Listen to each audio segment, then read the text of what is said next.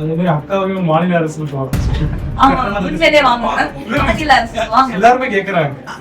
என்ன வேலிடேட் பண்றதுக்கு எனக்கு மட்டும்தான் தெரியும். நான் முதல் ஸ்கீம்ல பயனடைகிற ஒரு பையன் அவங்ககிட்ட போய் கேட்டோம், நீ யார்கிட்ட ஓட்டு போடுற?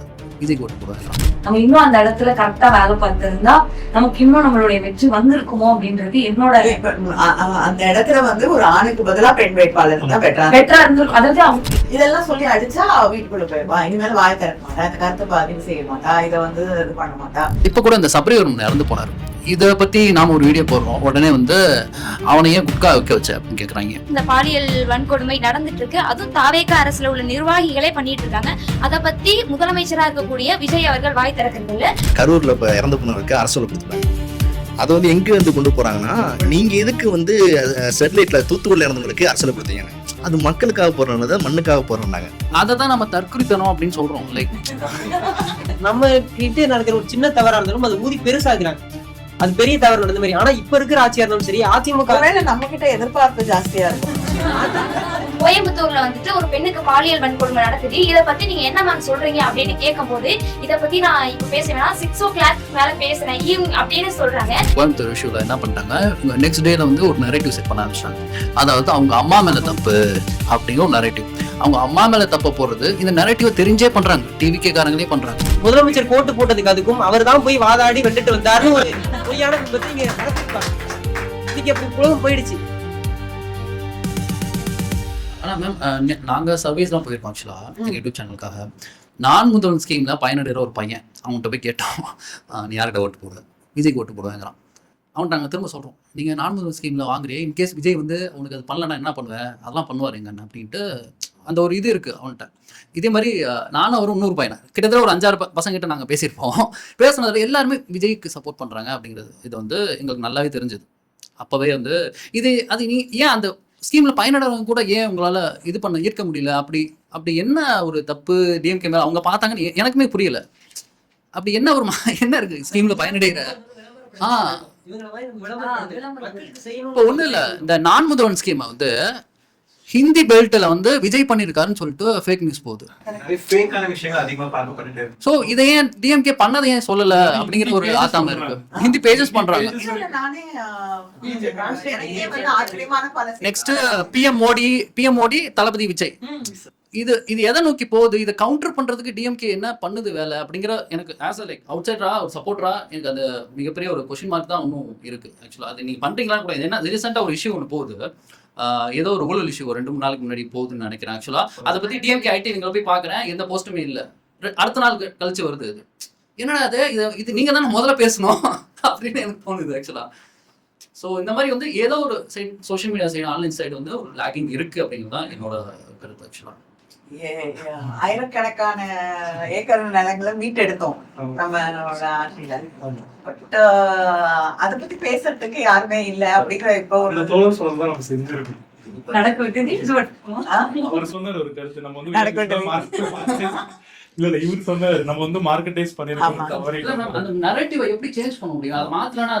இன்னும் டவுன்ஃபால் மாதிரி ஆகுது மற்ற பார்ட்டிஸ்க்கு. Like not only DMK, like other parties எல்லாருக்குமே ஒரு டவுன்ஃபால் வராது. இல்ல டெஃபினட்டா வந்து இது தொடர்ந்து வந்து இந்த மாதிரி ஃபேக் நியூஸ் சில நேரம் பாக்குறப்ப வந்து அது நிஜமா பொய்யானே தெரியல, அப்ப போய் செக் பண்ணிட்டு வர வேண்டியதா இருக்கு. சில நேரத்துல வந்து சில செய்திகளை எனக்கே என்னோட ஃப்ரெண்ட்ஸ் பல இடங்கள்ல இருந்து அனுப்பி நிஜமா கேக்குறாங்க.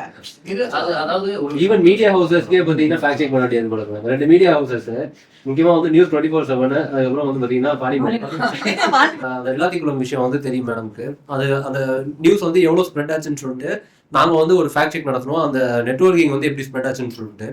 அதுல நியூஸ் 24/7 பாலிங் வரும், கண்ட துண்டமா மாணவி வந்து வெட்டி படுகொலை அப்படின்னு போடுறோம். ஆனா வந்து பாத்தீங்கன்னா நடந்ததே வேற. ஆனா சென்சிட்டிவைஸ் பண்ண ஒரு மீடியா ஹவுஸ் போடுறான், அது எப்படி ஃபேக்ட் செக் பண்ணி போடுறது? அவனை வந்து யார் வந்து அங்க அக்கௌண்டபிலிட்டா எடுக்கிறது? அது ஒண்ணு இருக்கு இல்ல. அப்ப அவன் வந்து இந்த மாதிரி ஒரு சென்சிட்டிவ் கண்டென்ட்டை இப்படி வந்து ஒரு பொது பதற்றத்தை வந்து உண்டாக்குற இடத்துல அவங்கள வந்து இன்கிரிமினேட் பண்ணணும் இல்லையா? அது நடக்குதுன்னு சொல்றேன், ஃபேக்ட் செக் நடக்குதுன்னு சொல்றேன். ஃபேக்ட் செக் பண்ணா ஈவன் மீடியா பண்ணணும்னு சொல்றேன். திமுக பொறுத்தவரைக்கும் நம்ம கழகத்தை பொறுத்த வரைக்கும் பார்த்தீங்கன்னா, ஒரு சின்னதா ஒரு குற்றச்சாட்டோ அவரை தப்பா பேசணும், நம்ம அங்கேயிருந்து வரும். நீ இது வந்து தப்பா பேசுற, இது திருத்திக்க, நீ பேசக்கூடாது முதல்ல சொல்லுவாங்க. நம்ம அப்பயிலேருந்து அந்த கண்ணியத்தோட அந்த நம்ம அந்த கொள்கை கோட்பாட்டோட நம்ம வளர்ந்துட்டோம். பெண்கள் ஆக்சுவலா வந்து ஒரு கட்சி சார்ந்த கூட்டத்துக்கு போறாங்க, அங்க பெண்கள் வந்து அங்க தேடி தேடி அந்த ஒரு பெண்களை வந்து குறிப்பா வந்து மைக்கு நீட்டி பேசுறாங்கன்னா அந்த முன்னாள் தலைவரும் முன்னாள் முதலமைச்சரும் பார்க்காம அவதூற வார்த்தைகளை பேசுறாங்க. இதெல்லாம் வந்து ஆண்கள் பேசினா சொல்ல பெண்கள்லாம் வந்து அன்னைக்கு வந்து ஒவ்வொரு விஷயத்தையும் பேசும்போது கூச்சு போட்டு பேசுவாங்க. அன்னைக்கு இருந்தாங்க மேம். இல்லடா அன்னைக்கு பேசுறாங்க, மேடையில பேசுறாங்க. என்ன சொல்ல வரீங்கன்னு புரியுது. அத வந்து ஒரு ஜெண்டருக்குள்ள நீங்க கொண்டு போய் வைக்கும் போது நீங்க சொல்லக்கூடிய கருத்து வந்து என் காதுல விழ மாட்டேங்குது. அவங்க பேசுற கருத்து நமக்கு வரும்போது அவதூறு மட்டும் அந்த பெண்களை மட்டும் குறிப்பா வந்து ட்ரோல் பண்றாங்க. ஒரு ஒட்டுமொத்த பெண்கள் சார்ந்த பெண்களை மட்டும் குறிப்பா வந்து ஒரு சில பெண்களை வச்சு அது கொஞ்சம் ரீச் ஆகுது. அது வந்து நம்ம பெண்களை வந்து வச்சு அவங்களை வந்து பேச வச்சு அது வந்து ரொம்ப டோலாக்கி இன்னைக்கு வந்து ரொம்ப நம்ம முன்னாள் கூட பேசும்போது நம்மளுக்கே ஒரு ரொம்ப இதா இருக்கும் வருது. இப்படிதான் அதுவே இந்த அரசியல் நம்ம வந்து பார்த்துட்டு இருக்கோம். ஆக்சுவலா வந்து நம்ம அவங்கள்ட்ட போய் அரசியல் சொல்லி கொடுக்கணும் அப்படின்லாம் வந்து நம்ம போயிட்டு உள்ள போனாலே நீனா அரசியல் சொல்லி கொடுக்குற, இத்தனை காலமா நீ வந்து நீ அந்தரிசில இருக்க. அப்ப ஆக்சுவலா வந்து அவன் ஒரு படத்துக்கு போறான்னு வச்சுக்க, அந்த படத்துக்கு ப்ரொமோஷன் பண்றாங்க, ஈஸியா வந்து அந்த படத்துக்கு போவாங்க, கொண்டாடுவாங்க. அது மாதிரிதான் சமூகம் வந்து இப்படி போயிடுச்சு அப்படின்னு நான் நினைக்கிறேன் ஃபுல்லாவே. மேம் இந்த மாதிரி ஒரு சுச்சுவேஷன்ல இப்போ என்னோட ஃப்ரெண்ட் என்கிட்ட என்ன கேட்குறாங்கன்னா, இந்த மாதிரி ஒரு ஆக்ட் இருக்கு, பில் வருது, நீங்க இம்ப்ளிமெண்ட் பண்ணா கொண்டு வரீங்க, ஓகே. பிளஸ் டிஎம்கே வந்து நம்ம அதுக்கு பயங்கரமா சப்போர்ட் பண்ணிட்டு இருக்கோம், இந்த மாதிரி விமன் ரிசர்வேஷன் வேணும், ஈக்குவல் ரெப்ரஸன்டேஷன் வேணும் அப்படின்னு. இப்போ நம்ம 2026 கண்டெஸ்ட் பண்ண எலெக்ஷன்ல நம்ம விமன் கேண்டிடேட்ஸ் வந்து 16 கேண்டிடேட்ஸ் தான் விமன் கேண்டிடேட்ஸ் நம்ம நிப்பாட்டணும். ஸோ ஏன் அந்த மாதிரி ஒரு பில் வந்து ஆக்ட் வந்து அதை இம்ப்ளிமெண்ட் பண்றதுக்கு நம்ம முன்னாடியே ஒரு எக்ஸாம்பிளா நம்ம செட் பண்ணலாமே அப்படின்ற மாதிரி ஒரு கொஸ்டின் வந்துச்சுன்னா அதை எப்படி நம்ம ஃபேஸ் பண்றது? இல்ல வந்து ஒரு ரொம்ப நியாயமான ஒரு கொஸ்டின், நானே பல முறை சொல்லக்கூடிய ஒரு விஷயம் தான். ஆனா நம்ம எல்லாருக்கும் தெரிஞ்ச ஸ்டாட்டிஸ்டிக்ஸ் தான் வந்து இன்னைக்கு வந்து இந்த சமூகத்துல பெண்கள் வந்து ஒரு ப்ராப்பர்ட்டியோ ஒரு குடும்பத்துல வந்து அவங்களுக்கான உரிமைகள் அப்படிங்கிறதோ இல்லைன்னா பொருளாதார ரீதியான அவங்களுக்கு இருக்கக்கூடிய சுதந்திரம் அப்படிங்கிறதோ வந்து ஒரு குறுகிய வட்டத்துக்குள்ளதான் அது இருக்கு. அவங்க மேல அவங்க பேர்ல ஒரு ப்ராப்பர்ட்டி இருந்தா கூட அது வந்து அதுக்கான முழுமையான அதிகாரம் அவங்களுக்கு அது மேல கிடையாது. அதுதான் நிதர்சனம். ஸோ அப்ப ஒரு பெண் வந்து அரசியலுக்குள்ள வர்றதுங்கிறது நீங்க ஒரு கிட்டத்தட்ட ஒரு குடும்ப சப்போர்ட்டோட தான் வர வேண்டிய ஒரு சூழல் இருக்கு. அதை தாண்டி வரவங்க வந்து ஜெயிக்கிறவங்க நிறைய பேர் இருக்காங்க. ஆனா இது அத்தனையும் தாண்டி ஒரு பெண் வந்து ஒரு களத்துல நின்று தனியா வந்து அங்க போராடும் பொழுது இன்னும் எந்த வித தடைகளும் இல்லாமல் ஒரு ஆண் அதை எதிர்த்து நிற்கும் பொழுது அங்க இருக்கக்கூடிய அந்த ஈகோ சிஸ்டம், இப்ப ஒரு கட்சியில ஏ பி வச்சோம், ஏல வந்து ஒரு ஆண் வேட்பாளர், எந்த தடைகளும் கிடையாது, அங்க இருக்கக்கூடிய அத்தனை பேரும் வந்து கொண்டாடி கொண்டு வந்து நிற்கக்கூடிய ஒரு வேட்பாளர். இங்கே எல்லா தடைகளும் எல்லா பிரச்சனைகளும் எல்லா விஷயங்களையும் தாண்டி வந்து நிறுத்தப்பட்டிருக்கக்கூடிய ஒரு பெண் வேட்பாளர். அப்ப ஒரு அரசியல் காலத்துல அதுவும் ஒரு ஒரு அசம்பிளியோ இல்லைன்னா வந்து நாடாளுமன்ற தேர்தல் எல்லா இடங்கள்லயும் தேர்தல் நடக்கும்போது ஒருத்தரை வந்து நம்ம பார்த்து ஒர்க் பண்ணிட்டு இருக்கக்கூடிய ஒரு சூழல் இருக்காது. அப்படிப்பட்ட இடத்துல அவங்கள வந்து வெற்றி பெற வைக்கிறதுக்கு எல்லாரும் ஒர்க் பண்ணி அந்த பெண்ணுக்கும் எல்லா விஷயங்களும் கிடைச்சு அங்க 16 பேருக்கு வாய்ப்பு கொடுக்கணும் அப்படின்னு சொல்றாங்க. ஆனா அதுல எத்தனை பேர் வெற்றி பெறறதுக்கான வாய்ப்புகள் இருந்து அதையும் நம்ம பார்க்கணும். இதையும் தாண்டி வெற்றி பெற்று வரக்கூடிய பெண்கள் இருக்காங்க. ஆனால் இது எல்லாருக்கும் இருக்கக்கூடிய தடைகளை விட பெண்களுக்கான தடைகள் அதிகம். முதல்ல 33 வந்து உள்ளாட்சி தேர்தலை கொண்டு வந்த பொழுது அதையும் தாண்டி அடுத்த தேர்தலில் வெற்றி பெற்றாங்க. கிட்டத்தட்ட 40% மேல வந்து பொதுலையும் நின்று தொகுதிகளையும் நின்று அவங்க வெற்றி பெற்ற பிறகுதான் அது வந்து கிட்டத்தட்ட 50% மாற்றப்படுது. அதே மாதிரி ஃபர்ஸ்ட் வந்து வரும் பொழுது இந்த தடைகளை மட்டுமே தான் அவங்க பார்த்துட்டு இருக்கு சூழல. ஒரு ரெசர்வேஷன் அப்படின்னு வரும் பொழுது அது அவங்களுக்கு வந்து ஒரு ஒரு சில தடைகளையாவது வந்து அது இல்லாமல் செய்யக்கூடிய ஒரு வாய்ப்பாக அது மாறும். அதனாலதான் வந்து அதை திரும்ப கேட்டுட்டு இருக்கோம். எல்லாம் கொடுத்துடலாம்னா நிச்சயமா ஒரு கட்சி வந்து பெண்களுக்கு எல்லா விதத்திலையும் எல்லா தளங்கள்லயும் அதிகமாக வாய்ப்புகளை கொடுக்க வேண்டும். ஆனா அதுல இருக்கக்கூடிய நிறைய பிரச்சனைகளை எத்தனை பேர் வந்து தாண்டி வர முடியும் ஒரு பெரிய கேள்வி இருக்கக்கூடிய ஒரு சூழல்ல இது இப்ப நீங்க சட்டமன்றத்திலயும் நாடாளுமன்றத்திலயும் இந்த வாய்ப்புகளை கொடுக்கும் பொழுது அடுத்த கட்டங்களுக்கு பெண்கள் அரசியலுக்குள்ள வருவது அப்படிங்கிறது இன்னும் கொஞ்சம் சுலபமா இருக்கும். ஏன்னா it is a big challenge இல்ல, அது ஒரு பாலிடிக்ஸ்ங்கிறது ஒரு பவர் வந்து ஒரு பாலிசி சேஞ்ச் பண்றது எல்லாமே இருக்கக்கூடிய ஒரு இடத்துல அவ்வளவு சுலபமா இந்த சமூகம் வந்து அவங்களுக்கு இடத்தையும் வழியும் விடுறதுங்கிறது எல்லா இடங்களையும் போராடி தான் வராங்க. பிளஸ் என்னோட ஒப்பீனியன்ல எப்படி இருக்குன்னா, இப்போ விமனுக்கு வந்து மென்ஸ்ட்ரல் பெனிஃபிட் லீவ் அப்படின்னு சொல்லி பெய்டு மென்ஸ்ட்ரல் லீவ் வந்து நம்ம ரொம்ப நாளா கேட்டுட்டு இருக்கோம். ஸோ அது 1996ல இருந்தே பில் பாஸ் பண்ணிட்டு இருக்காங்க. இப்போ ரீசெண்டா சுப்ரீம் கோர்ட் கிட்ட போகும்போது அவங்க என்ன சொன்னாங்கன்னா, இது வந்து ஒரு ஸ்டேட் லெஜிஸ்லேஷன் ஆக்டா தான் நம்மளால கொண்டு வர முடியும் அப்படின்ற மாதிரி சொல்றாங்க. ஸோ அந்த மாதிரி ஒரு சுச்சுவேஷன்ல ஒரு பில் பாஸ் ஆக வருது அப்படின்னா லோக்சபால அங்க எத்தனை விமன் ரெப்ரஸன்டேஷன் இருக்காங்க? விமனுக்கு பெனிஃபிட் திஸ் இஸ் 100%. நீங்க சொல்றது ஒரு வெரி வெரி வேலிட் திங்.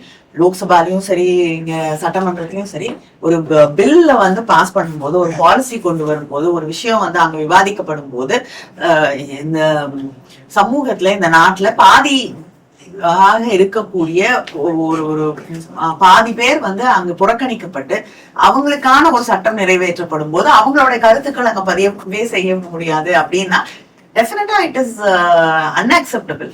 அதுக்காகத்தான் வந்து ஒரு பாலிசியோ ஒரு சேஞ்சோ ஒரு லாவோ பெண்ணுடைய குரலை கேட்காம எங்களுடைய கருத்துக்கள் என்னன்னு கேட்காம நீங்க வந்து அதை பாஸ் பண்ணக்கூடாதுங்கிறதான் நம்மளுடைய 100% I'm with you. Periods leave வந்து பெண்களுக்கு தேவைன்னு நினைக்கிறீங்களா? நான் நினைக்கிற சம்பளத்துடன் கூடிய விடுமுறை ஸ்கூல் பசங்களுக்கு அட்டனன்ஸோட கூடிய இது வந்துட்டு தேவை அப்படின்னு நாங்க கேட்கிறோம். அது நீங்க என்ன நினைக்கிறீங்க? அதுக்கான ஒரு டிபேட்டும் அவசியம்னு நான் நினைக்கிறேன். ஏன்னா பல இடங்கள்ல வந்து நீங்க ஒரு எக்ஸ்ட்ரா விஷயத்த நம்ம கேட்கும் பொழுது அதுவே வந்து அவர்களுக்கு எதிரான ஒரு விஷயமாவும் மாறுது. இப்போ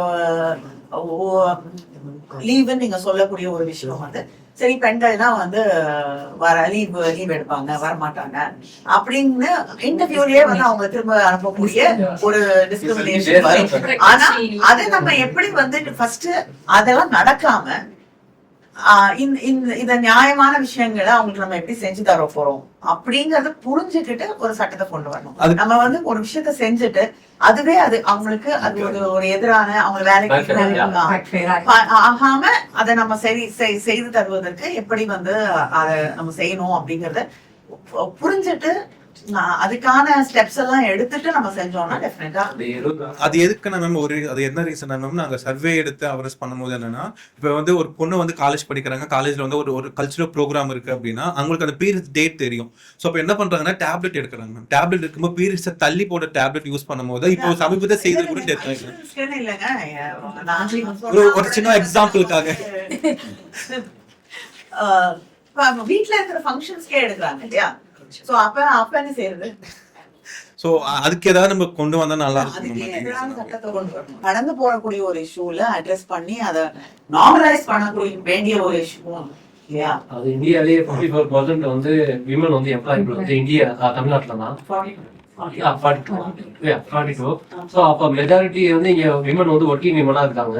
அவங்க வந்து வேலைக்கு போறாங்க அப்படின்றப்ப அவங்க பீரியட்ஸ் இப்போ ஏற்கனவே வந்து கார்பரேட் நீங்க சொன்ன மாதிரி தான் அதுல வந்து பாதி வந்து நிறைய கார்பரேட்ஸை யோசிக்க வைக்கிறதா. ஈவன் கார்பரேட்ல இருக்கவங்களுக்கு அஃபோர்டபுளா இருக்கும். ஐடி கம்பெனில இன்னும் சில கம்பெனிஸ் ஹைதராபாத்ல பெங்களூர்ல கொடுக்கலாம். ஆனா 70 வருஷம் கழிச்சு போன ஆட்சியில தான் 2022 உட்கார்றதுக்கு சேர் போட்டிருக்காங்க. 70 வருஷம் கழிச்சு ஜவுளி கடையில அந்த துணி கடையில வந்து இத்தனை வருஷமா நின்றுட்டு தான் இருப்பாங்க 10 மணி நேரமா. அதுல வந்து நிறைய பேருக்கு வந்து வெரிகோஸ் நோவுல இருந்து எல்லாம் வந்து பாதிக்கப்பட்டு 70 வருஷம் கழிச்சு இப்பதான் உங்களுக்கு சேர் வந்துருக்கு. அதை யோசிக்கிறதுக்கு ஒரு மூளை வேணும்ல. அப்ப வந்து கொஞ்சம் கொஞ்சமா அதை இம்ப்ளிமெண்ட் பண்றதுக்கு. ஸோ அப்ப நம்ம அதோட பாசிபிலிட்டிஸ் பார்க்கலாம். நீங்க சொன்னது சேர்ஸ் இல்லாத கடைகள் வந்து அது ஒரு விதமான கடைகள் வர தொடங்க அப்புறம் தான் வந்து அத உட்காரத்துக்கு கூட வாய்ப்பு இல்லாத கடைகளா அது மாறுது. அதனால எல்லாமே அப்படி இருக்குது நான் சொல்ல மாட்டேன். அது வந்து தேவையான அந்த நேரத்துக்கு தேவையான ஒரு விஷயம். பெண்கள் பிரதிநிதித்துவம் அப்படின்னு பேசுறப்போ இப்போ நம்ம பரப்புரை அப்படின்ற ஒண்ணு வந்து நம்மளுடைய தேர்தல் சமயத்துல கொண்டிருப்போம். நாங்க போன நிறைய தொகுதிகள்ல வேட்பாளர்களே எப்படி இருந்தாங்க அப்படின்னா பெண் வேட்பாளர் இருந்திருக்கலாம் அப்படின்ற கோரிக்கை எங்களிடத்திலேயே வந்துச்சு. அப்ப என்ன அப்படின்னா நாங்க உணர்ந்த விஷயம் என்ன அப்படின்னா லோக்கல் பாலிடிக்ஸ் உள்ள என்ன நடக்குதுன்றத இன்னும் நம்ம இன்னும் உள்ள இறங்கி கிரவுண்ட் ஒர்க் பண்ணியிருக்கலாமோ, நம்ம இன்னும் அந்த இடத்துல கரெக்டா வேலை பார்த்திருந்தா நமக்கு இன்னும் நம்மளுடைய வெற்றி வந்திருக்குமோ அப்படின்றது என்னோட.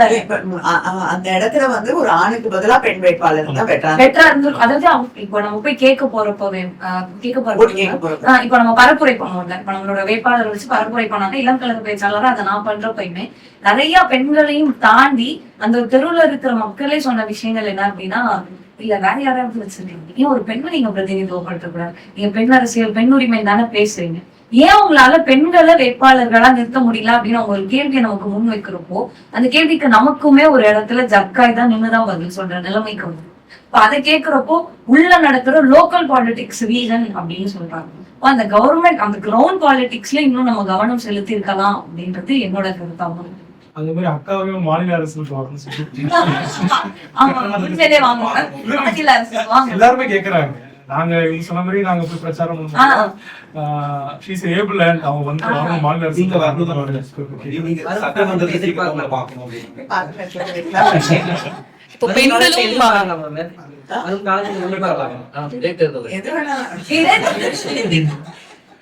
மேம். இப்ப பெண்களும் அரசியலும் பத்தி பேசுறதுனால கேக்குறேன். இப்போ நிறைய இங்க இருக்கிறவங்களே இன்னைக்கு அரசியல் களத்துல பயணிக்கக்கூடியவங்களும் இருக்கும், இன்னும் நிறைய இதை பார்த்துட்டு இருக்கக்கூடியவங்களும் இருக்காங்க. ஸோ இன்னைக்கு நம்ம வந்து தகவல் தொழில்நுட்ப அந்த டூலிங்கோட நாங்கெல்லாம் இன்னைக்கு பயணிக்கிறோம். ஆனா நீங்க அன்னைக்கு ஒரு தனி நபரா அரசியல் களத்துல வந்திருக்கீங்க. ஸோ வந்து பல தனியாலாம் வரலையா, முன்னாடி நிறைய பேர் வந்திருக்காங்க, அவங்க எல்லாம் போட்ட பாதையில தான் வரும். பட் இருந்தாலும் உங்களுக்குன்னு ஒரு ஐடென்டிட்டி அப்படின்றது ஒரு பாத்வே கிரியேட் பண்ணி வச்சிருக்கீங்க. இவ்வளோ பேர் உங்களுக்கு ஃபாலோவர்ஸா எனக்கு வந்திருக்கோம். ஸோ அப்படி இருக்கப்போ ஒரு கழகத்தினுடைய ஒரு மகளிர் அணிக்கு ஒரு தலைவராகவும் நீங்க இருக்கீங்க. அப்போ நீங்க பயணித்து வந்த அந்த பாதையாக இருக்கட்டும், இன்னைக்கு இருக்கக்கூடிய இந்த யங்கர் ஜெனரேஷன் இன்னும் ஃபியூச்சர் கேண்டிடேட்ஸா பாலிடிக்ஸ்ல என்டர் ஆக போற இந்த இளம் தலைமுறை பெண்களுக்கு நீங்க என்ன சொல்லல, என்ன கடத்த விரும்புறீங்க? சொல்றதுக்கு ஒவ்வொரு காலகட்டத்திலயும் நம்மளோட சேலஞ்சஸ் நம்ம எதிர்கொள்ளக்கூடிய விஷயங்கள் மாறிக்கிட்டே தான் இருக்கு. ஆனா பொதுவாவே வந்து ஒரு பெண் தன்னோட வீட்டை விட்டு வெளியில வந்து ஏதோ ஒரு பொதுவான ஒரு தளத்துல நிற்கும் பொழுது சில விஷயங்கள் தான் திரும்ப திரும்ப திரும்ப சொல்லி அவங்களுக்கு வீட்டுக்குள்ள துரத்துறதுக்கு எல்லாருமே முயற்சி செய்வாங்க. சோசியல் மீடியாவா இருக்கட்டும், நீங்க ஒரு பெண் ஒரு கருத்து பதிவு செய்யும் பொழுதோ இல்லைன்னா வேற எங்க இருந்தாலும் ஒரு மேடையில ஏறி பேசும் பொழுதோ திரும்ப திரும்ப ஒரு 5000 வருஷத்துக்கு முன்னாடி என்ன விஷயங்களை சொல்லியிருப்பாங்களோ அதே விஷயங்களை தான் வந்து திரும்ப திரும்ப திரும்ப சொல்லி அவங்கள வந்து திருப்பி துரத்துறாங்க. ஸோ இதை வந்து நம்ம தாண்டணும். இதெல்லாம் சொல்லி அடிச்சா வீட்டுக்குள்ள போயிடுவா, இனிமேல் வாய் திறக்க மாட்டா, இந்த கருத்தை பதிவு செய்ய மாட்டா, இதை வந்து இது பண்ண மாட்டா, நம்மளை உடைக்கிறதுக்குன்னு சில விஷயங்கள் வச்சுக்குவாங்க. அது நம்மளோட வீக்னஸ்ன்றது நம்மளே அங்கீகரிச்சு நம்மளே வந்து இப்படி பேசினா வந்து போயிடுறோம் அப்படிங்கிறது ஐ திங்க் என்ன வேலிடேட் பண்றதுக்கு எனக்கு மட்டும்தான் அது இல்லையா. அது வந்து ஆண்களை விட உங்களுக்கும் வரும், நான் இல்லைன்னு சொல்ல வரல. ஆனா அது ஆண்களை விட பெண்களுக்கு கொஞ்சம் அதிகமாக வரதுக்கு அண்ட் திரும்ப திரும்ப திரும்ப ஒவ்வொரு பெண்ணும் பிறந்து வளர்ந்து இருக்கக்கூடிய இடத்துல ஒவ்வொரு நாளும் அது சொல்லி சொல்லி வளர்க்கப்படுது. நீ ரோட்ல நின்னா யாராவது உன்னை பத்தி பேசினாங்களா இல்லைன்னா யாராவது மிஸ்பிஹேவ் பண்ணா அது நீ தான் அந்த போய் இடத்துல நின்ன தப்பு, நீ என்ன அந்த நேரத்துல நின்னா அது உன்னோட தப்பு அப்படிங்கறது வந்து யாராவது உன்னை பத்தி பேசுறதுக்கு நீ காரணமாயிடக்கூடாது. அதை சொல்லி சொல்லி சொல்லி வளர்க்கும் பொழுது அந்த கில்ட் ஒண்ணு இருக்கு, அந்த வலி ஒண்ணு இருக்கு, இது எல்லாமே உங்களை கொஸ்டின் பண்ணிக்கக்கூடிய ஒரு இடத்துல கொண்டு வந்தாங்க. ஸோ இதை நம்ம ஃபர்ஸ்ட் உடைக்கணும் அப்படிங்கிறது. அதை உடைச்சோம்னாலே வந்து ஐ திங்க் டிரான்ஸ் கம்யூனிட்டி வந்து காலங்காலமாகவே மார்ஜினலைஸ் பண்ணப்பட்டு தான் இருக்குது. இப்போ தான் வந்து கொஞ்சம் வந்து அவங்க மேலே வந்துட்டுருக்காங்க.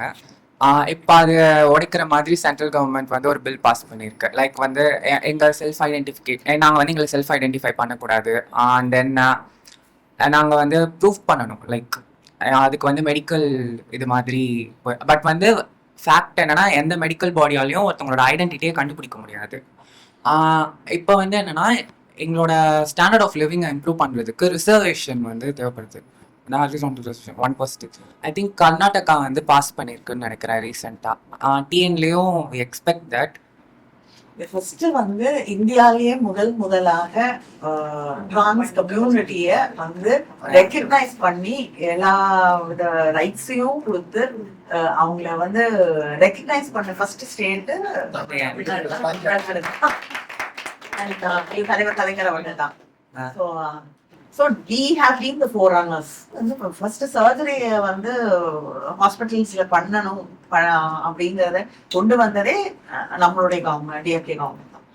ஸோ வி ஹாவ் அண்ட் தலைவர் கலைஞர் ஃபர்ஸ்ட் அதுக்காக ஒரு இதை உருவாக்கி அவங்களுக்கு வந்து எல்லா என்னென்ன ரைட்ஸ் கொடுக்கணுமோ அந்த வழியாக அத்தனையும் நடந்தது. அதுக்கப்புறம் ஒரு பிரேக் வரும்பொழுது நடந்துட்டே வந்த பல விஷயங்கள் திருப்பி தடைப்படுது. அந்த 10 வருஷத்துக்கு அப்புறம் மறுபடியும் திராவிட முன்னேற்ற கழக ஆட்சியில அதற்கான வேலைகள் நடக்கும் பொழுது உங்களுக்கே தெரியும், lot of work was done, policy changes எல்லாமே நடந்துட்டு இருந்தது. பட் திருப்பி அதை கொண்டு வர்றதுக்கான வாய்ப்பு இல்லாமல் திருப்பி நீங்க சொல்றது போல அங்க அவங்க கொண்டு வரக்கூடிய ஒரு பில் வந்து நிச்சயமா நிறைய எதிர்ப்புகள் இருக்கக்கூடிய ஒரு பில்லை தான் கொண்டு வரதுக்கான இருக்கு. அதை நம்ம ஏற்றுக்க முடியாது. நிச்சயமா திராவிட முன்னேற்ற கழகம் தொடர்ந்து வந்து யார் யாரெல்லாம் ஜஸ்ட் ஒரு செக்ஷனை மாத்திரம் நான் சொல்றேன், வாக்கு அரசியலை மட்டுமே, வாக்கு வங்கி அரசியலை மட்டுமே மையப்படுத்தாமல் இதை விட்டு தாண்டி இருக்கக்கூடிய எல்லாரையும் அரவணைத்த ஒரு ஆட்சியாகத்தான் திராவிட முன்னேற்ற கழகம் யாரா இருந்தாங்க. ஸோ ஒரு இன்க்ளூசிவான ஒரு சொசைட்டியை உருவாக்கணுங்கிறது தான் வந்து நம்மளுடைய அடிப்படை கொள்கை இல்லையா. என் பேர் கனிமொழி, திருவாரூர்ல இருந்து வரேன். தேர்தலுக்கு முன்னாடி தாவேக தலைவர் வந்துட்டு பெண்களுக்கு பாதுகாப்பு திமுக ஆட்சியில இல்ல, கொலை எல்லாமே நடந்துட்டு இருக்கு, இதுக்கு நீங்க வந்துட்டு தாவேகாவுக்கு ஓட்டு போடணும் அப்படின்னு சொல்லியிருந்தாங்க. இப்போ எலெக்ஷனுக்கு அப்புறம் வந்துட்டு அவங்க ஆட்சிக்கு வந்துட்டாங்க. அவங்க ஆட்சிக்கு வரதுக்கு முதல் நாள்ல இருந்தே இந்த பாலியல் வன்கொடுமை நடந்துட்டு இருக்கு. அதுவும் தாவேகா அரசுல உள்ள நிர்வாகிகளே பண்ணிட்டு இருக்காங்க. அதை பத்தி முதலமைச்சரா இருக்கக்கூடிய விஜய் அவர்கள் வாய் திறக்கிறது இல்ல. அந்த மாதிரி ஒரு தொழில்துறை அமைச்சரா இருக்கக்கூடிய சகோதரி கீர்த்தனா அவர்கள் எலெக்ஷனுக்கு முன்னாடி ஒரு பிரச்சாரத்துல பெண்களுக்கு பாதுகாப்பு இல்லாத இந்த ஆட்சி தேவையா, நீங்க அப்படி தேவை இல்ல அதுக்கு நீங்க தாவேகாவுக்கு ஓட்டு போடணும், என்ன ஜெயிக்க வைக்கணும் அப்படின்னு பேசின ஒரு பெண் கோயம்புத்தூர்ல வந்துட்டு ஒரு பெண்ணுக்கு பாலியல் வன்கொடுமை நடக்குது, இதை பத்தி நீங்க என்ன மேம் சொல்றீங்க அப்படின்னு கேட்கும் போது, இதை பத்தி நான் இப்ப பேச வேணாம், 6 o'clock மேல பேசுறேன் ஈவினிங் அப்படின்னு சொல்றாங்க. இப்போ அதே இவங்களோட ஆட்சியில தான் இந்த மாதிரி பிரச்சனை நடந்துட்டு இருக்கு. இவங்களே பேசாத போது அப்ப எப்படிப்பட்ட ஒரு பாதுகாப்பை பெண்களுக்கு அவங்க கொடுக்குறாங்க, இதை பத்தி நீங்க என்ன சொல்றீங்க மேம்? இதுல அடிஷனலா ஒரு பாயிண்ட் மட்டும் ஆட் பண்ணிக்கிறேன். ஸோ அவங்க சொன்ன அந்த சூலூர் கோயம்புத்தூர் இஷ்யூல என்ன பண்ணிட்டாங்க, நெக்ஸ்ட் டேல வந்து ஒரு நரேட்டிவ் செட் பண்ண ஆரம்பிச்சிட்டாங்க. அதாவது அவங்க அம்மா மேல தப்பு அப்படிங்கிற ஒரு நரேட்டிவ். இது என்ன மாதிரி அணுகுமுறைன்னு தெரியல. ரேப் பண்ணப்பட்டிருக்கு ஒரு குழந்தை, அந்த குழந்தைக்கு ஜஸ்டிஸ் வாங்காம அவங்க அம்மா மேல தப்ப போறது, இந்த நரேட்டிவ் தெரிஞ்சே பண்றாங்க, டிவிகே காரங்களே பண்றாங்க. இத எப்படி நம்ம இதெல்லாம் எப்படி நம்ம டேக்கிள் பண்றது, ரொம்ப ஒரு கன்ஃபியூஸ்ட் ஸ்டேட்ல கொண்டு போய் விடுறாங்க நம்மள. ஸோ அது மட்டும் இல்ல, நிறைய இஷ்யூஸ்ல இப்ப கூட இந்த சபரிவர்மன் இறந்து போனாரு, இதை பத்தி நாம ஒரு வீடியோ போடுறோம், உடனே வந்து அவனை ஏன் குட்கா வைக்க வச்ச அப்படின்னு கேக்குறாங்க. அவன் 200 கிராம் விட்டான், அதே டிவிகே காரன் 8 kg வித்துருக்கான், அவனை பையில விட்டாங்க. ஸோ இதுக்கு வந்து அங்க சோசியல் மீடியால முட்டு கொடுக்குறாங்க. இந்த மாதிரி லைக் இதெல்லாம் நீங்க எப்படி நம்ம ப்ரூஃபும் கிடையாது, லைக் அப்படி ஒரு இன்ஃபர்மேஷன் மட்டும் தான், இது எப்படி டேக்கிள் பண்றதுங்கிற அலிகேஷன்ஸ். ஆமா, அலிகேஷன்ஸ் வந்து அவங்க குடும்பத்துல போய் நான் போய் பார்த்தேன், அப்படி வந்து ஒண்ணுமே இல்ல. அந்த தெருவுல இருக்க அத்தனை பேரும் எங்களுக்கு ஏதாவது ஒரு பிரச்சனைனா கூட அவர் வந்து எங்களுக்கு வந்து கூட நிற்பாரு அப்படின்னு அங்க இருக்கக்கூடிய அத்தனை பெண்களும் சொல்லக்கூடிய ஒரு மனிதனாக தான் அவர் வாழ்ந்துட்டாரு. அப்படிங்கிற விஷயத்துல இந்த நரேட்டிவ டேக்கிள் பண்றது வந்து ரொம்ப ஒரு டஃபா இருக்குல்ல. ஈவன் சூழல் விஷயத்துலயும் அந்த ஒரு நரேட்டிவ் அது வந்து ரொம்ப எப்படி என்ன சொல்றது, ஒருவேளை வந்து இந்த கைண்ட் ஆஃப் ஆட்டிடியூட் வந்து நீ இந்த உடை போட்டினா நாங்க இப்படிதான் பார்ப்போம்னு சொல்லக்கூடிய ஒரு அரசியல்ல வந்து பண்ணிட்டு இருந்தாருல்ல திரைப்படங்கள் வழியா. இது கட்சியே மோட்டிவேட் பண்ணல, அது வந்து அதோட தொடர்ச்சி தான். அது அதை புரிஞ்சுக்காம நம்ம சில நேரங்கள்ல ஓட்டு போட்டுருவோம்ல. அவங்களோட ஐடியாலஜி அங்கே தானே வருது. நீ இப்படி இருந்தா நான் இப்படிதான் இருப்பேன், எனக்கு வந்து ஒரு ரைட் இருக்கு உன்னோட இதுன்னு அவங்க வந்து பல கருத்துக்களை இந்த மாதிரி வச்சிருக்காங்க. சோ அதுதான் நம்ம படம் பாத்தீங்கன்னா கூட வரும். ஆமா, அததான் நம்ம தற்குறித்தனம் அப்படின்னு சொல்றோம். லைக் இப்ப நண்பர் சொல்றாரு தற்குறி, நான் சொல்ல மாட்டேன் அப்படிங்கிறாரு. இப்படி இந்த ஒரு விஷயத்துக்கு இப்படி ஒரு ஒரு கமெண்ட்டோ ரிப்ளை வரும்போது அது என்னன்னு கூப்பிடுறது எனக்கு தெரியல அப்படின்ட்டு நான் அவர்கிட்ட சொல்லிக்கிட்டே இருந்தேன். இல்லை தற்கொலையை தான் கூப்பிட முடியும். என்ன பேர் சொல்லுதுன்னு எனக்கு இல்ல தெரியலங்கிற எனக்கு அது தெரியாம தான் நம்ம தற்கொலை ஒரு பேரை வச்சுக்கிறோம்னு நினைக்கிறேன். இப்போ வந்து கரூர்ல இப்ப இறந்த போனவருக்கு அரசு கொடுத்துட்டாங்க. அது வந்து எங்க வந்து கொண்டு போறாங்கன்னா, நீங்க எதுக்கு வந்து ஸ்டெர்லைட்ல தூத்துக்குடியில இறந்தவங்களுக்கு அரசியல் கொடுத்தீங்க, அது மக்களுக்காக போறோம்னதை மண்ணுக்காக போறோம்னாங்க. அது தெரியாமலே வந்து இவங்க இப்படி வந்து மேட்ச் பண்றாங்க. ஸ்டேடியத்துல அந்த மாத்திரையை வந்து குழந்தைக்கு கொடுத்தாங்க, அவ்வளவு ஒரு ஃபேக் நரேட்டிவ் இன்னும் போயிட்டு இருக்கு. அதுக்கு சப்போர்ட் பண்ணி அவர் செவன்த் சென்ஸ் ஒரு பபிள்னு சொல்லுவாங்க. பபிள் செட்டப் வந்து நம்ம ஏதாவது ஒன்று பண்ணி உடைச்சாதான் இந்த மாதிரி நரேட்டிவ்லாம் நம்ம அதுக்கு ரிலேட்டடா நம்ம என்ன பண்ணிட்டு இருந்தோம் அதை எடுத்து சொல்லி இல்லைங்க. வந்து ஒரு விஷயத்த வந்து எதிரா எல்லாருமே பேசிட்டு இருக்கிறப்ப ஒரு வீடியோ வருது, அதுக்கு ஒரு கதை சொல்லப்படுது, அதுக்கு என்ன ஆக்ஷன் எடுக்கலாங்கன்றதே ஒன்றும் கிடையாது. அதே மாதிரி இப்ப இவங்க சொல்றக்கூடிய பெண்களுக்கு எதிரான குற்றங்கள், அதுக்கு ஒரு அரசு பொறுப்பை ஏத்துக்கணும் இல்லையா? ஆனா இன்னைக்கு அதுக்குள்ள வந்துட்டு எந்த அளவுக்கு இது பொறுப்பான அரசாங்கம் இருக்கு அப்படின்னு 2வது லாக்அப் 2வது மரணம். அது மட்டும் இல்லாம காவல்துறையால பாதிக்கப்பட்டு இது 4வது. 2 பேர் வந்து அந்த மாதிரி அச்சுறுத்தலாலும் பயமுறுத்தலாலும் வந்து தற்கொலை செய்து கொள்ளக்கூடிய ஒரு இடத்துக்கு தள்ளப்படுறாங்க. அப்படியும் இருக்கக்கூடிய ஒரு சூழல்ல எந்த பதிலும் கிடையாது, எந்த ரெஸ்பான்சிபிலிட்டியும் இல்லை. நான் போய் பாக்குற வரைக்கும் அங்க இருக்கக்கூடிய அமைச்சர்கள் கூட போய் பார்க்கல. நமக்கு வந்து தவறான ஒரு விஷயம் நடந்துருச்சுன்னா முதலமைச்சரே வந்து அதுக்கு ரெஸ்பான்சிபிலிட்டி எடுத்துட்டு கூப்பிட்டு பேசின அதையெல்லாம் இன்னைக்கு வந்து சிந்தனையாளர்களே வந்து மறந்துட்டு வேற ஒரு பிம்பத்தை உருவாக்கிட்டு இருக்கக்கூடிய ஒரு சூழலை நம்ம பார்த்துட்டு இருக்கோம். ஆரம்ப காலகட்டத்தில இருந்து நான் தெரிஞ்ச வரைக்குமே திமுகவோட இந்த தோல்விக்கு என்ன காரணம் 2026ல இப்பயும் சரி, திமுக எப்பப்பெல்லாம் தோத்துச்சோ அப்பயும் சரி, திமுக மேல சுமத்தப்பட்ட பொய்யான புனைக்கதைகளும் ஜோடிப்பு பொய்களும் தான். அப்ப எழுது உண்மையாவே இந்த சமூகம் நமக்கு ஆதரவா இல்ல. கலைஞர் சொன்ன மாதிரி, தலைவர் சொன்ன மாதிரி, நம்மால் பயனடைந்தவர்கள் நமக்கு நன்றியோடு இருப்பார்கள் என்று நம்ம எதிர்பார்க்க கூடாது. அதான் உண்மை. நம்ம செஞ்ச எந்த திட்டங்களையுமே நம்ம கொண்டுட்டு போகல. நம்ம எவ்வளவு திட்டங்கள் இப்ப நம்ம பெண்களை பத்தி இங்க பேசணும், ஆனா பெண்களுக்கு நீங்க கொண்டுட்டு போலங்கிறீங்க. இப்ப அவர் சொல்றாரு வந்து நான் முதல்வன் திட்டத்தின் வழியாக நான் நேரடியா பயனடைஞ்சிருக்கேன்னு வச்சுக்கோங்க. நான் அதுக்காக நீங்க நன்றியோட இருக்கணும்லாம் நான் சொல்லல. அரசாங்கமாக ஒரு கடமை இருக்கு, அதை செய்யறோம். இப்போ ஒரு சாலை போடுறதுன்னா பட் செஞ்சிருக்காங்கிற அந்த அக்செப்டன்ஸ் இருக்குல்ல. சில அரசாங்கங்கள் வந்து அதை செய்யாம கூட போயிருக்கலாம். ஆனா செய்யணும் அப்படின்னு ஒரு முன்னெடுப்பை எடுத்து ஒரு முனைப்போடு செய்யற ஒரு கவர்மெண்ட் இருக்குன்னா அதை கூட நான் ரெக்கக்னைஸ் பண்ண மாட்டேன்னா அதுக்கு எப்படி நாம வந்து என்ன கொண்டு போய் சேர்ப்பீங்க? எனக்கு கிடைச்சிருக்கு, நான் வந்து அந்த 4 திட்டத்தின் வழியாக இன்னைக்கு படிக்கக்கூடிய வாய்ப்பு கிடைச்சிருக்குன்னா என்கிட்ட யார் வந்து சொல்லணும்? அதாவது ஒரு காலத்துல நம்ம சட்டை போட முடியாது, ஒரு காலத்துல நம்ம செருப்பு போட முடியாது. இந்த திராவிட கட்சிகள் தான் நமக்காக போராடினது, திராவிட இயக்கங்கள் தான் போராடினுச்சு. நீண்ட ஆண்டு காலம் சுயமரியாதைக்கான போராட்டங்கள் இங்க நடந்திருக்கு. அதுபடி நம்ம வாக்களிக்கணும்னு சொல்லிட்டு அரசியல நம்ம வீட்டுல பேசிருக்கணும். நம்முடைய கழக தொண்டர்களே அதை பேசிருக்கணும். யாரை வேணாலும் ஆதரிக்கலாம், ஆனா இருந்தாலும் நம்ம இயக்க தோழர்கள் எல்லாருமே நம்ம கொண்டு வந்த திட்டங்கள், அப்பையில இருந்து நடத்தின சுயமரியாதை போராட்டங்கள் எல்லாத்தையுமே நம்ம வந்து கொண்டு போயிருக்கணும் அப்படின்னு நான் நினைக்கிறேன். அதே போல இந்த சமூக ஊடகங்கள் நம்ம கிட்டே நடக்கிற ஒரு சின்ன தவறா இருந்தாலும் அது ஊதி பெருசாக்குறாங்க. அது பெரிய தவறு நடந்த மாதிரி. ஆனா இப்ப இருக்கிற ஆட்சியா இருந்தாலும் சரி, அதிமுக நம்ம கிட்ட எதிர்பார்ப்பு ஜாஸ்தியா இருக்கும். அதிமுக ஆட்சியிலயுமே சரி பெருசா காட்ட மாட்டாங்க மீடியால. தலைவர் தவறே பண்ணலைனாலும் அதை தவறு பண்ண மாதிரி சுட்டி காட்டுறது, நம்ம முன்னாள் முதல்வர் தவறு பண்ண மாதிரி சுட்டி காட்டினது. இப்ப முதலமைச்சர் விஜய் வந்து இங்க நடக்கக்கூடிய பிரச்சனைகளை மறக்க இப்ப போய் பெரம்பத்தூர் போய் பார்த்தாரு அப்படின்னு அதை ஒரு பக்கம் கொண்டு வருது. நான் இப்ப இந்த சூலூர் பிரச்சனை, விளாத்திக்குளம் பிரச்சனை பத்தி மட்டும் ஒண்ணு சொல்ல விரும்புறேன். அவர் சொன்ன பெண்கள் பாதுகாப்பை ஆட்சியில் இல்லாம நம்மளுடைய தலைவர் நிரூபிச்சு காட்டியிருக்காரு. அதான் நிதர்சனமான உண்மை. விளாத்திக்குளம் வழக்குல 90 நாள்ல நீதி கிடைச்சிருக்கு. அந்த நீதி கிடைச்சப்ப ஒருவேளை அந்த வழக்கறிஞர் மட்டும் பேட்டி கொடுக்காம இருந்திருந்தா முதலமைச்சர் கோட்டு போட்டதுக்கு அதுக்கும் அவர் தான் போய் வாதாடி வெண்டுட்டு வந்தாருன்னு ஒரு பொய்யான பத்தி இங்க நடத்திருப்பாங்க. இன்னைக்கு அப்படி குழம்பு போயிடுச்சு. இன்னொன்னு நாங்க இந்த மீடியா ஐஸ் ஆஃப் டிஎன் மூலமா நான் சொல்லிக்க விரும்புறேன். தாவேக்கா நண்பர்கள், உங்களுடைய நல்லதுக்காகவே நான் சொல்லிக்கிறேன். ரொம்ப மிகப்பெரிய அநாகரிக அரசியலை இப்ப தமிழ்நாட்டு இளைஞர்கள் கையில் எடுத்திருக்காங்க. என்ன அப்படின்னா, தன்னை விமர்சிக்கக்கூடியவர்களையும் தன்னுடைய ஆட்சியில் நடக்கக்கூடிய தவறுகளை தட்டி கேட்கக்கூடியவர்களையும் அவர்கள் மீது பொய்யான வழக்கு போடுவது மட்டும் இல்லாம கமெண்ட்ல இந்த மாதிரியான ஒரு உருவக்கேளி இது வரைக்கும் உலக அரசியலே நான் பார்த்ததே கிடையாது. அப்படி ஒரு அரசியலை இந்த தாவேக்கா அரசு பண்ணிட்டு இருக்கு. இந்த பெண்களுக்கு நாம இன்னும் அரசியலை நம்ம கொண்டு போகணும்னு நான் நினைக்கிறேன். இவ்வளவு நம்ம பெண்களுக்கு இவ்வளவு திட்டங்கள் செஞ்சிருக்கோம் மேம். ஆனா இருந்தாலும் பெண்களுடைய ஓட்டு அங்க அதிகமா போயிருக்குன்னு நினைக்கிறாங்களே, அந்த பெண்களை திரும்பியும் திமுக பக்கம் கொண்டு வர நம்ம என்ன பண்ணணும்னு நீங்க நினைக்கிறீங்க மேம்? இல்ல இப்ப பெண்கள் அப்படிங்கறத தாண்டி எல்லாரையுமே நம்ம வந்து அரசியல் படுத்தணும் அப்படின்னு நான் நினைக்கிறேன். இது திரும்ப திரும்ப வந்து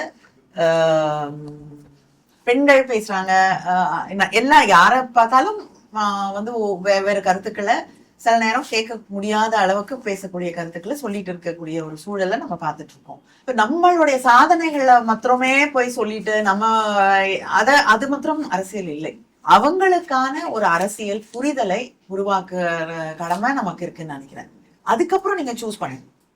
வந்து உங்களுக்கு வந்து நம்ம வந்த வழி என்ன, நம்மளுடைய போராட்டங்கள் என்ன, நம்ம வந்து எதையெல்லாம் இன்னும் பாதுகாக்க வேண்டும். நம்ம மொழியக்கான போராட்டம் இன்னும் தொடர்ந்துட்டு தான் இருக்கு. நம்மளுடைய அடையாளங்களுக்கான போராட்டங்கள், நம்மளுடைய சரித்திரத்தை ஒவ்வொரு முறையும் நம்ம கண்டெடுக்கும் போது அதை நிரூபிக்கிறதுக்கான எத்தனை போராட்டங்களை நம்ம முன்னெடுக்கணும் அப்படிங்கறதெல்லாம் நம்ம வந்து இன்னைக்கு கீழடி வரைக்கும் வந்து அது போராட்டமாகத்தான் இருக்கு.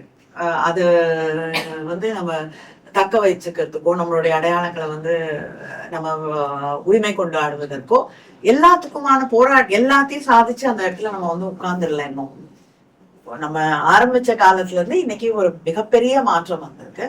ஆனா அந்த மாற்றம் இன்னைக்கு எல்லாருக்குமானதா மாறணும்னா அந்த போராட்டம் தொடர வேண்டும். அது ஒரு ப்ராசஸ் தான். அந்த புரிதலை நம்ம உருவாக்கணும். அது ரொம்ப முக்கியமான விஷயம்னு நினைக்கிறேன். அது வந்து நம் சாதனைகளை சொல்லக்கூடிய விஷயமாக மட்டும் இல்லாமல் அந்த சாதனைகளுக்கு பின்னாடி இருந்த காரணங்கள், நம் மேடையில பேசும்பொழுது சொல்லக்கூடிய ஒரு விஷயம், தலைவர் வந்து கேஸ் அடுப்பு ஸ்டவ் கொடுக்குறாங்க. அது கொடுக்கறதுக்கு காரணமோ இல்லைன்னா வந்து 10வது வரைக்கும் படிச்சீங்கன்னா உங்களுக்கு வந்து திருமண உதவி தொகை கொடுக்குறேன்னு சொல்றதுக்கு காரணம் அந்த பெண்களை படிக்க வைக்கணுங்கிறதுக்காக. ஏன்னா ஒரு குடும்பத்துக்கு வந்து அந்த பெண்ணை கல்யாணம் பண்ணி கொடுக்கறது தான் ஒரு மிகப்பெரிய கடமை. சரி, அந்த கடமையை நான் பாத்துக்கிறேன். அந்த பிள்ளைய நீ 10வது படிக்க வை. ஒரு காலகட்டத்துல அது தேவையில்லை அப்படிங்கும் பொழுதுதான் வந்து அதை வந்து மகளிருக்கான கல்லூரியில போய் படிக்கிற பெண்களுக்கான ஒரு 1000 ரூபாய் அந்த திட்டமாக வந்து நம்முடைய முதலமைச்சர் தளபதி மாத்துறாங்க. புதுமை பெண் திட்டத்தை கொண்டு வராங்க. சோ அப்படி இருக்கக்கூடிய விஷயங்களுடைய பின்னணி என்ன, அதோடைய தொலைநோக்கு என்ன, அதை வந்து நம்ம ஏதோ ஒரு விதத்துல புரிய வைக்கணும். அப்படி சொல்லும் பொழுது நம்ம வந்து எதற்கான தொடர்ந்த பணிகள் என்ன இருக்கு இல்லையா, அது திமுகக்குள்ள நீங்க நின்று சொல்லணுங்கிறது இந்த சமூகத்திற்கே அதை வந்து நம்ம கொண்டு போய் சேர்க்க வேண்டிய நம்மளுடைய அடையாளங்களை நம்ம ஏன் பிரிச்சு வச்சுக்கணும். நம்ம வந்து அதற்கான போராட்டங்கள் என்ன, எந்தெந்த இடத்துல வந்து அந்த தாக்குதல்கள் தொடர்ந்து நடந்துட்டு இருக்கு அப்படிங்கறதெல்லாம் வந்து நம்ம ஒரு பொது வெளியில எல்லாருக்கும் அடுத்த தலைமுறைக்கெல்லாம் கொண்டு போய் சேர்க்கணுங்கிற ஒரு கடமை நமக்கு